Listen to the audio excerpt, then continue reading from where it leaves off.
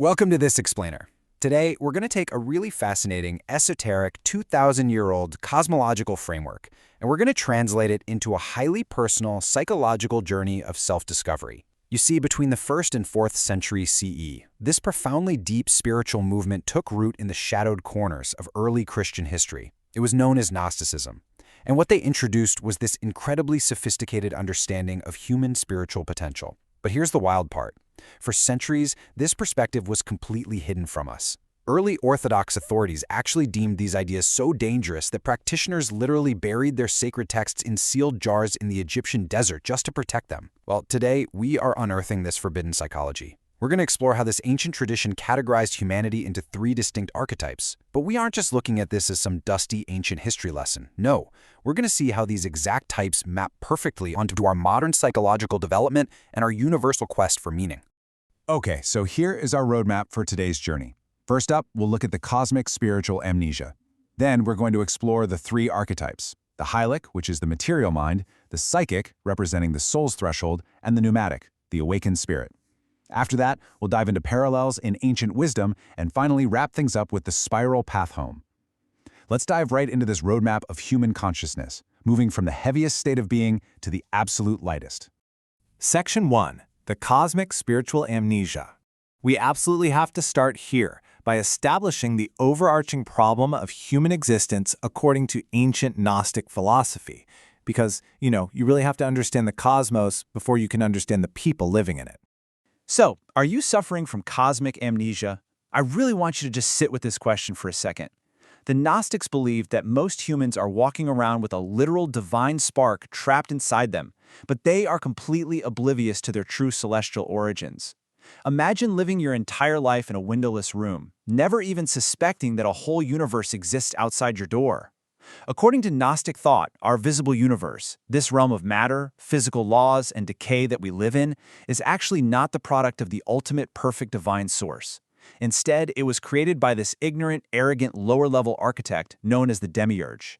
The demiurge essentially built a flawed cosmic matrix, completely believing himself to be the supreme ruler. And because of this trap, humanity suffers from a profound spiritual amnesia. We've totally forgotten that we hold fragments of true, infinite divine essence right inside of us. Gnosis, experiential, inner spiritual knowledge and illumination that transcends doctrines, serving as the only path to genuine liberation.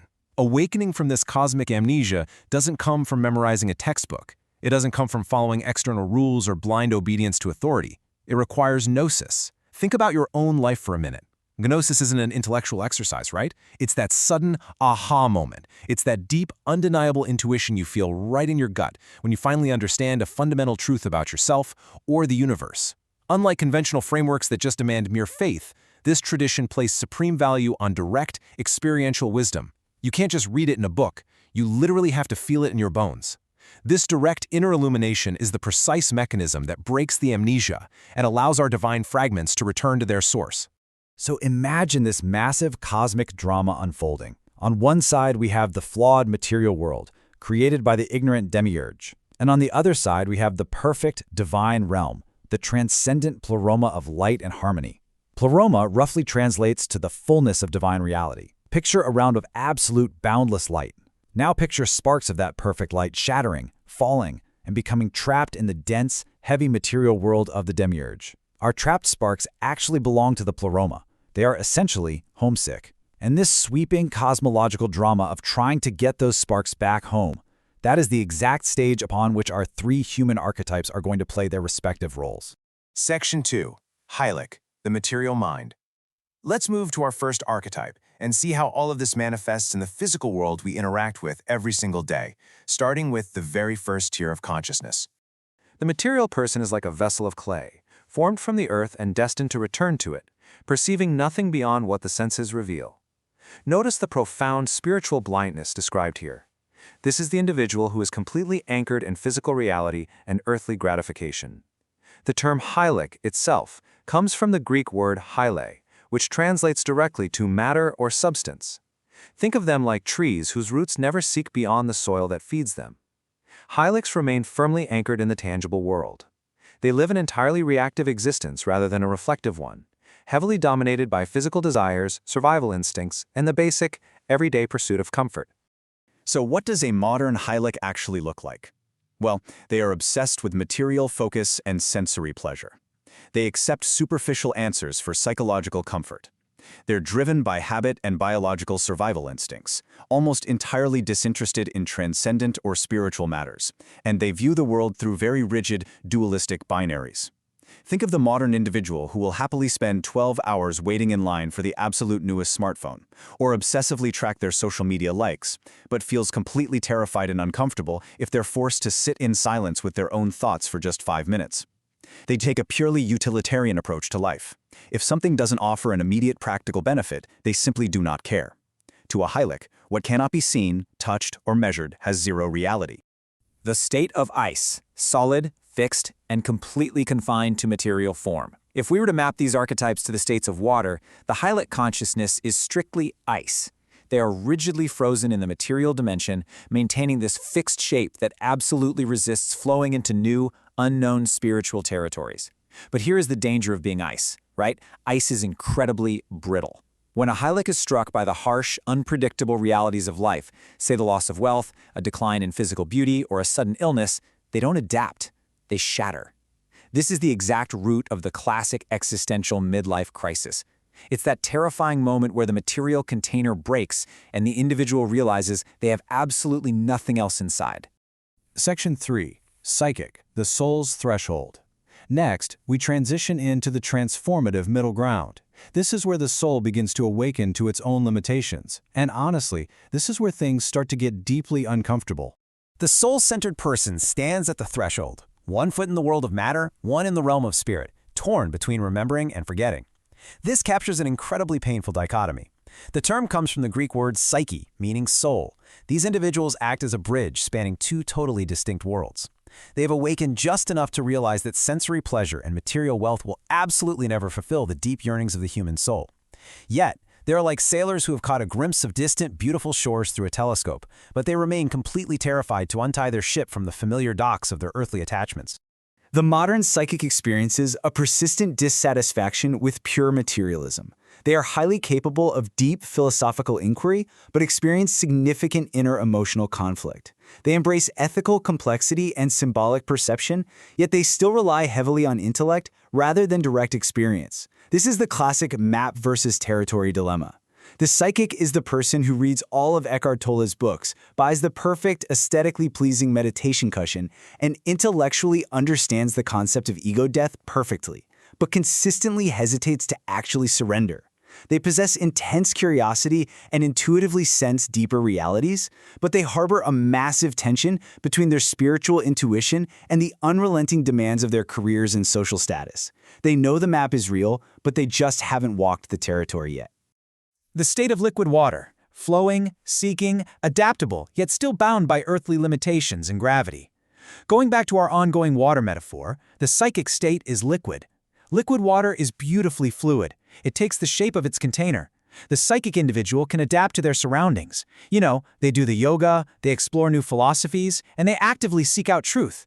But ultimately, water is still heavy. It is still entirely dictated by the downward pull of gravity. For the psychic, that gravity is their emotional attachments, their anxieties, and their deep-seated fear of letting go of the world entirely. They flow, sure, but they are still trapped in the maze of the earth. Section 4. Pneumatic, the awakened spirit. This brings us to the final, fully realized state of ancient Gnostic spiritual development. The spiritual person is like a flame that remembers it is fire, no longer identifying with the candle that holds it, yet illuminating the darkness through its material form. The word pneumatic comes from the Greek pneuma, meaning spirit or breath. This quote just perfectly captures the profound concept of ontological transformation. The individual experiences a massive identity shift. They no longer identify as the physical candle, that temporary body that's eventually going to melt away, but as the eternal fire itself.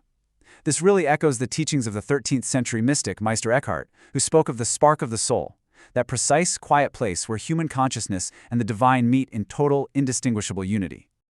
The modern pneumatic maintains a profound link to non-material dimensions. They prioritize being over doing. They embrace uncertainty, mystery, and paradox.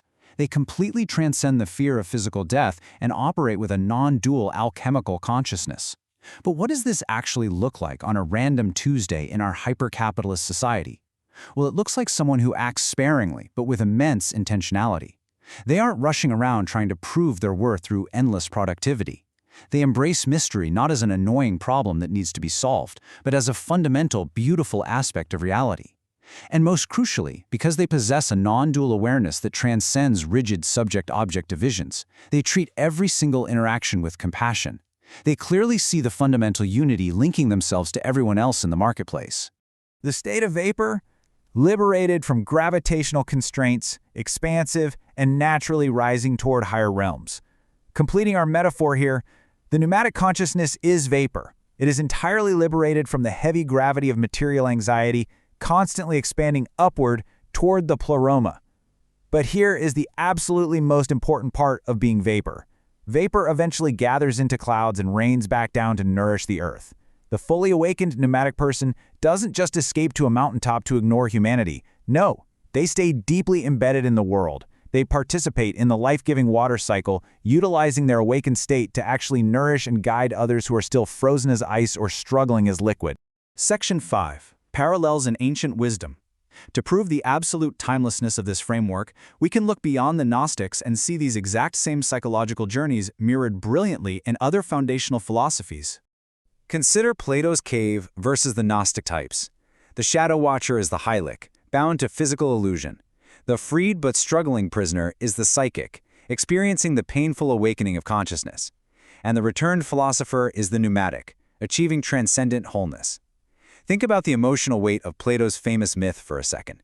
A prisoner breaks free and is dragged up into the blinding light of the sun. The physical pain of their eyes adjusting to that overwhelming light perfectly mirrors the terrifying ego death the psychic experiences when shedding their material illusions. And finally, the freed prisoner who willfully returns to the dark cave, able to see both realities clearly without being tricked by the shadows, that perfectly embodies the vapor-like pneumatic who returns to nourish the world.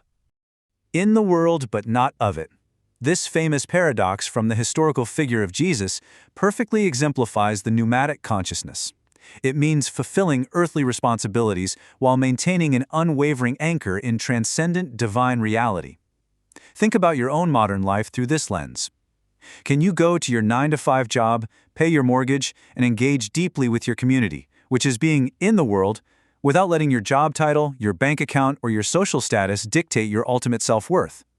If you can detach your true identity from those temporary metrics, you are no longer of the world. You recognize that the true kingdom is an internal state of consciousness, and it's accessible right here, right now. Section 6. The spiral path home. Finally, we have to permanently destroy the idea that these types are rigid, inescapable castes. They are absolutely not fixed categories you are just born into and stuck with forever. Movement between these states is highly fluid and requires specific catalysts for transformation. Step 1 is disruption. Moving from the frozen Hylic state to the flowing psychic state often requires a massive disruption. This could be a sudden job loss, a severe health scare, or profound grief that acts as a hammer, literally shattering the illusion that material things can keep you safe. Step 2 is contemplation. Moving from psychic to pneumatic demands sustained practice. This isn't just about reading more books, it's the difficult, quiet work of sitting with your own discomfort and systematically deconstructing your deeply ingrained spiritual frameworks. Finally, step 3 is surrender. This is the profound moment of dropping the ego entirely, experiencing a mysterious grace that allows the vapor to finally rise.